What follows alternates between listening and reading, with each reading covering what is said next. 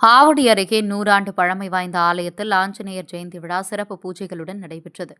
சென்னை புறநகர் பகுதியான ஆவடி அடுத்த கவரம்பாளையம் பகுதியில் அமைந்துள்ள 100 ஆண்டுகள் பழமை வாய்ந்த ஸ்ரீராமபக்த ஆஞ்சநேயர் ஆலயத்தில் ஆலய நிர்வாகிகள் ஏற்பாட்டில் ஆலயத்தின் வெளிப்புறத்தில் வைக்கப்பட்டுள்ள 35 அடி உயரமுள்ள ஆஞ்சநேயருக்கு 1008 வடைமாலை அணிவித்து சிறப்பு பூஜைகளுடன் அனுமான் ஜெயந்தி விழா கோலாகலமாக கொண்டாடப்பட்டது.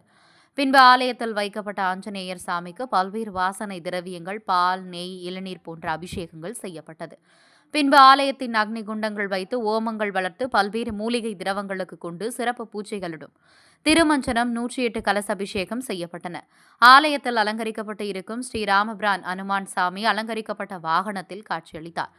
மாலை அனைத்து வீதிகளிலும் வீதி உலா நடைபெறுவது வழக்கம். பின்பு அனைத்து பக்தர்களுக்கும் அன்னதானம் வழங்கப்பட்டது. ஆஞ்சநேயர் ஜெயந்தி விழாவில் 10,000க்கும் மேற்பட்ட பக்தர்கள் திரளாக கலந்து கொண்டு சாமி தரிசனம் செய்தனர்.